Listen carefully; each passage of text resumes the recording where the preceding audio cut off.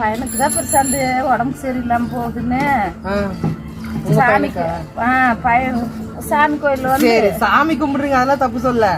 பையனுக்கு உடம்பு சரியில்லை 6 மாசம் தானே ஆகுது. ஏன்னா தாய்ப்பாலுக்குன்னா நல்லா டெய்லி கொடுத்தாலே அதுவே போதுங்க.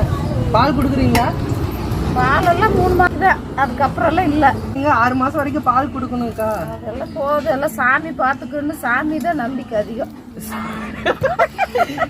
பால் கொடுத்தாதாங்க பையனுக்கு உடம்பு சரியாது. பொங்க வச்சா சரியா தெரியாது பிரசாந்த். பாருங்க தம்பி போறான் பாருங்க, போய் தூக்கிட்டு வாங்க. சாமி நில்லு சாமி.